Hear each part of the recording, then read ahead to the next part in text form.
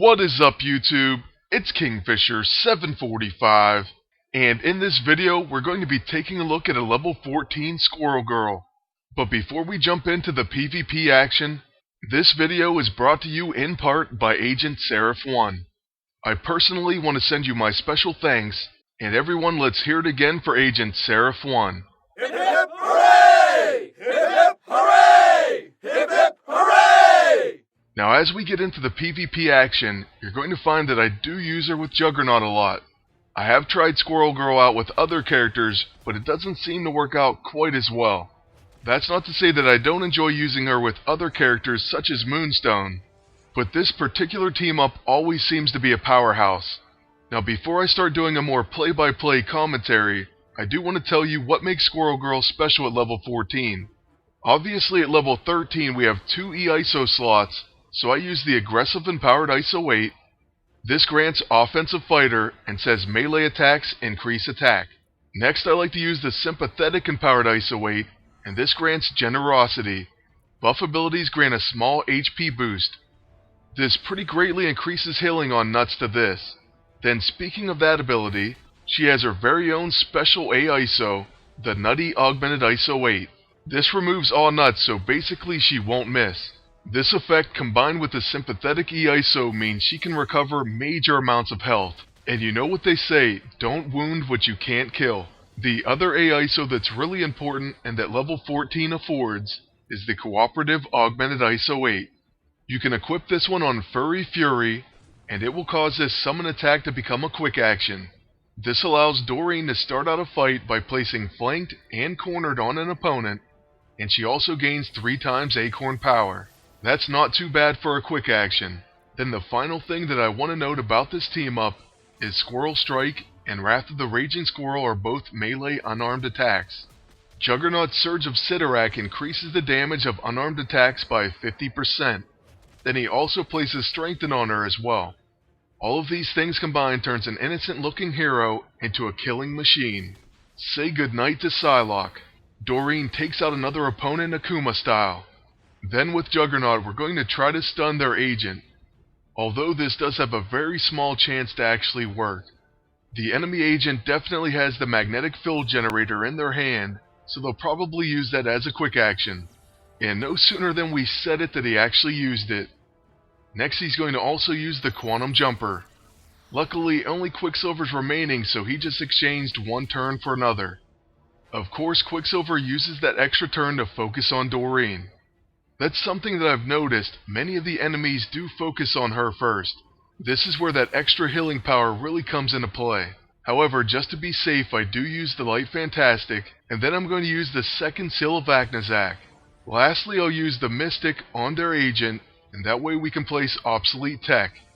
Now on Quicksilver's normal turns, let's watch and see who he goes after. Of course it's going to be Squirrel Girl. This time even their agent's going to join in with a brawl. Fortunately we did have the Light Fantastic, so there's not going to be enough damage to finish her off. Now we can begin our turn by using Furry Fury as a quick action, and then we can use our Acorn power to gain nuts to this. Just watch how quickly we regain all of her HP back to full health. Now that's pretty impressive. She's already at full health, and we still have one more use. Then we can go ahead and pull out Wrath of the Raging Squirrel on the enemy Quicksilver. Look closely, he does have 78,000 HP, and I believe he also has a shield. Luckily this does ignore defense and penetrate shields, and our follow-up finishes him off. That's a quick lock team down, and now we're moving on to a Red Hulk and Beast team up.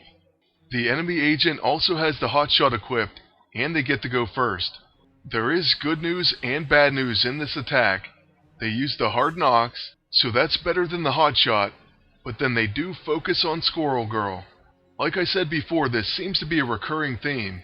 On our turn we'll use the first Seal of Aknazak, and that's basically to keep our Surge of Sidorak buffs. Next I'm going to use the Mystic on the enemy agent. At first I was tempted to use the Dragon's Foot, but let's just go ahead and get that obsolete tech debuff out there instead. Next the enemy Beast is going to use his Mask of the Red Death. I really hate ISO Contagion, but at least he goes after my agent rather than Doreen. Now with her first turn we will use Furry Fury, and we're going to go after the enemy agent. I would love to take her out before she gets to use that hot shot. Otherwise, it could be a disaster for us. Now, as long as we have acorn power, we can certainly heal back our HP. And after using up all of our acorns, I'm going to try something different and use our level 1 on the enemy agent. So here goes a Squirrel Strike, but first we do get hit with the Hard Knocks, and then we're going to follow it up with another Squirrel Strike. To be honest though, I probably should have just went with her level 9. Next it's going to be the enemy Red Hulk's turn, and hopefully he doesn't use Bulwark. If he does, then that enemy agent's probably going to live, and then they will use the hot shot. Instead he went with Searing Smash, so we can use Surge of Sidorak, and then a Mountain Crusher on the agent. So we take them down to 847 HP, and they die to dots. Now on my agent's turn, I'm going to use the second seal, and then we can use Momentary Advantage to gain an extra turn. At this point, I pretty much decided to go ahead and take the ISO 8 Outbreak. The good news is, we don't really need our agent for damage with this team up. I would say he plays more of a support role. So even though Pestilence is still around, why not use the Light Fantastic? At least we gain Mirror Reality. Now a Disoriented Beast hits his own Red Hulk with a Heart of Darkness. And for that, we're going to reward him with a Squirrel Strike. Currently we do have Nutty ×3, Attacker ×3, and Strengthen, not to mention Unstoppable Force. But we'll go ahead and save that up for a final Wrath of the Raging Squirrel later. Now this time on Red Hulk's turn, we'll see if he uses Bulwark. So after some delay, he does use it this time, but it's not as a quick action. That's pretty interesting, but regardless, we're going to use our level 6 on Pestilence. Next, my agent will use the Improbability Field, then we can use the Scroll of Agnazak or Attack. I think this time we'll go with the Dragon's Foot, but Red Hulk is going to protect against it. Hopefully we do get a follow-up attack though. That will at least make him pay. So here goes the first hit, and we do get a follow-up. So that's a pretty nice second hit. Then Pestilence Beast is going to live through his dots, and that's one of the annoying things about him. So he will get another attack, and it's going to be a Jekyll and Hyde on my agent. This actually heals him though, so that's pretty good. And now we're going to use Furry Fury, and we could go for the double knockout, but instead we're going to focus on Red Hulk. Currently Doreen is down to about 25k, but watch this incredible healing. Her HP begins this amazing climb because of Nuts to This. Well, that and her special A-ISO and the sympathetic E-ISO. Now just like that, we're back to full health. At this point it's definitely safe to attack Red Hulk with the Wrath of the Raging Squirrel. This pretty easily knocks him out, and now we only have Beast remaining. I think a Mountain Crusher attack from Juggernaut should do the trick. So there's a 44k finish, and that's our second match. For the third and final match, we're facing a Beast and Iron Patriot team. For this one, we've amped up our attack by switching to our Blaster bonus. So yes, I did change Bruisers and many Tacticians over, so you will notice our HP did fall. Now against an Iron Patriot team, this is definitely a kill or be killed situation. We started by using our Summon attack on Iron Patriot, and now after using Nuts to This, we're going to use our level 1 Squirrel Strike on the Pepsi Can War Machine. The good news is he is flanked, so we're going to get 2 attacks. And believe it or not, the second attack actually finishes him off, so we didn't even need to use our level 9. Now you probably see the destructive power that is Squirrel Girl.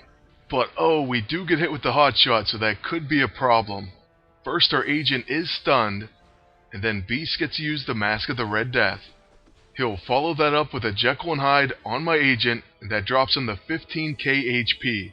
After using the Surge of Sidorak, Juggernaut can then use the Mountain Crusher on the enemy agent. This unfortunately leaves him alive with only 13,800 HP. Doreen also was stunned, and that's because the enemies get the best luck with the hotshot, while mine doesn't stun anyone.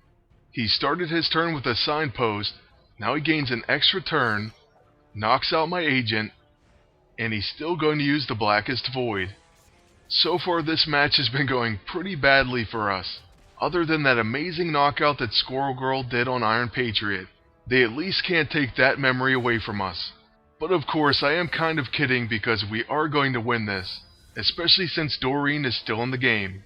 She is below 9,000 HP, but we have a Furry Fury as a quick action. Next we can use 3 times Nuts to this, and let's see where our HP ends up. There's one and a pretty decent jump. Now here's the second, and we're back to 34,000, and our third. This puts her up to 46,000 HP, all the way from 8,000. Then we're going to use a Wrath of the Raging Squirrel on Beast, and we do get a follow-up Squirrel Strike. After all is said and done, Beast is below 20,000 HP himself. As soon as Juggernaut gets a chance, we'll use his level 6, and that's going to be the end of the match. So that's also going to end our video, and I do really hope you enjoyed it. I'd like to thank all of you for watching, and thank Agent Seraph One once again. Also, if you could, please leave a like, comment, and subscribe. And until next time, good luck, and take care.